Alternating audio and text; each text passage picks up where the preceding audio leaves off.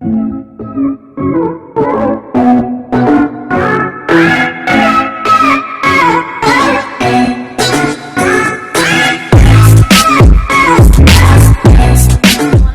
warahmatullahi wabarakatuh.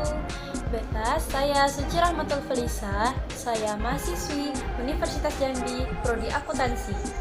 Pada video kali ini, saya akan membahas mengenai jihad, radikalisme, umat beragama, dan muslim modern. Tonton videonya sampai habis ya. Yang pertama, pengertian jihad. Jihad secara harfiah yang berasal dari bahasa Arab yaitu jahada yajhadu juhdan, yang berarti berjuang atau bersungguh-sungguh.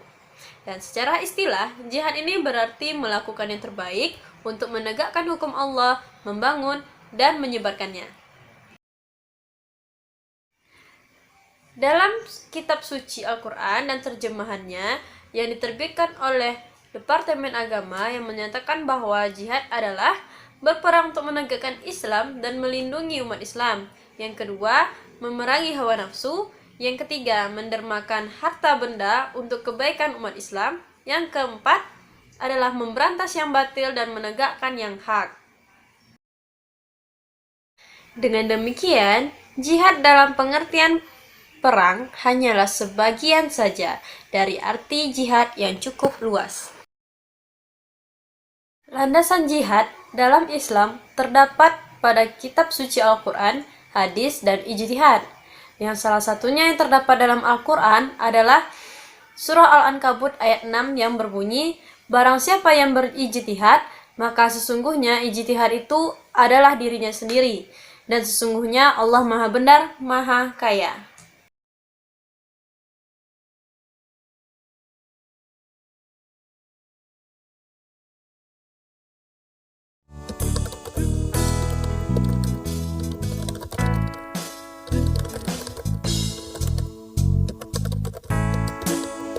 Lagi ngapain, Ri?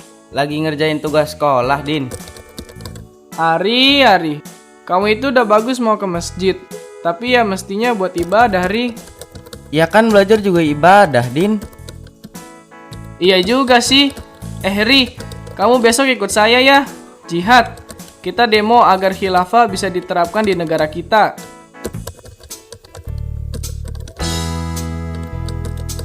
Jihad itu, Ri, pahalanya besar. Nah, begitu. Berhenti dulu ngetiknya, dengerin saya. Besok pagi kamu saya jemput ya.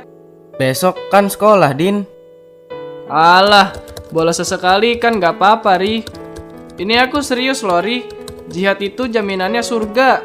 Pokoknya besok aku jemput ya.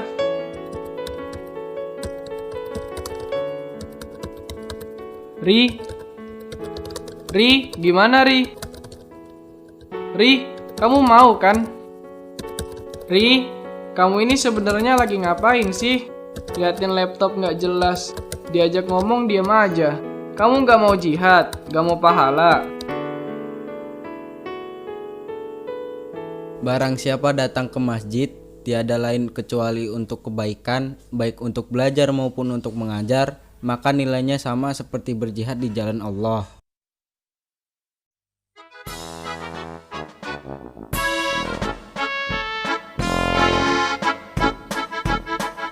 Selanjutnya, saya akan membahas mengenai radikalisme umat.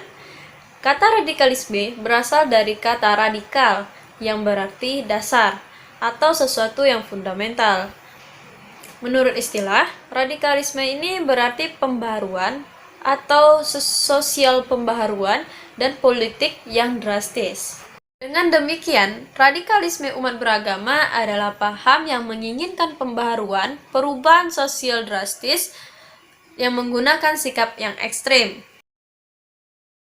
Untuk kalian ketahui, radikalisme ini bukan ciri ajaran Islam, karena Islam dalam menyiarkan agama menggunakan cara berdebat yang dilandasi dengan saling menghormati.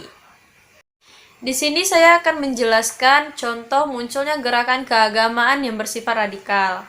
Yang pertama, adanya gerakan kelompok Laskar Ahlus Sunnah Wal Jamaah di Yogyakarta yang dengan cepatnya mampu mengumpulkan ribuan jemaah untuk siap berperang dalam konflik horizontal bernuansa agama di Ambon.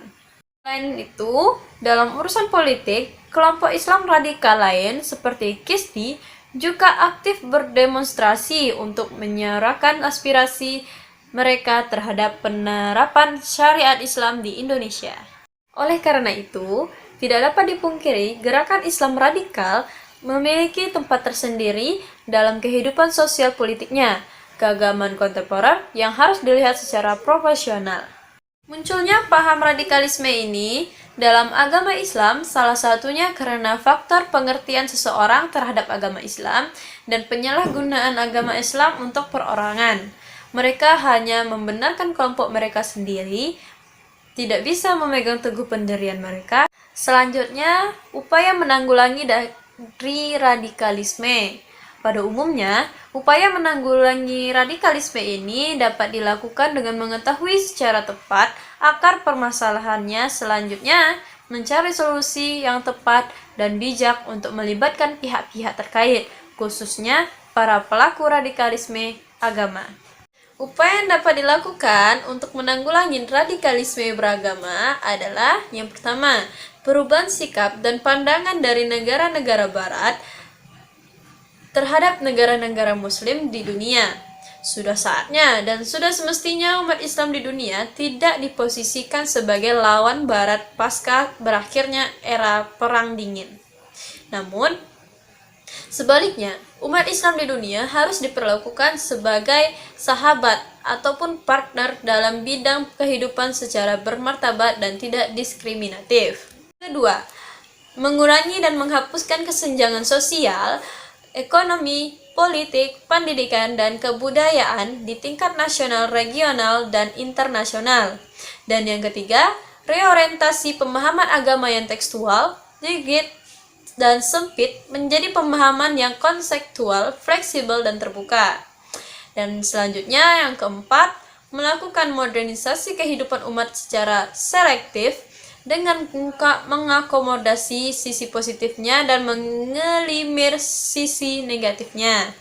Kelima, dengan menanamkan kesadaran setuju untuk tidak setuju dalam menyikapi pluralisme sosial, budaya, dan agama yang dikembangkan di tengah-tengah masyarakat dan bangsa.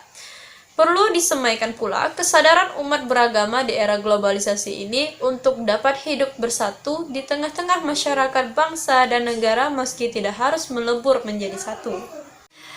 Yang terakhir, membahas mengenai Muslim moderat. Kata moderat merupakan sikap yang selalu menghindari yang berlebih-lebihan, atau moderat merupakan pandangan atau sikap seseorang yang cenderung ke arah pengambilan sikap dengan menggunakan jalan tengah. Islam dengan kemoderatannya berbicara bahwasannya Allah memuliakan semua manusia tanpa membedakan suku, bangsa, bahasa, dan agama.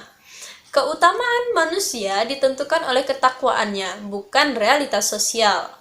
Bagaimana kita bisa menjadikan dan menegakkan keadilan? Kita harus menggabungkan antara kebenaran dan keadilan. Islam yang moderat mampu menggabungkan antara unsur kebenaran dan keadilan. Dan inilah Islam moderat yang kita pelajari di era globalisasi ini sebagai entitas pilihan masa depan. Dan kita akan selalu memegang prinsip ini sepanjang sejarah. Sekian penjelasan saya mengenai jihad, radikalisme umat beragama, dan Islam moderat. Untuk salah dan jangannya mohon dimaafkan, dan jangan lupa subscribe, like, dan share. Terima kasih. Assalamualaikum warahmatullahi wabarakatuh.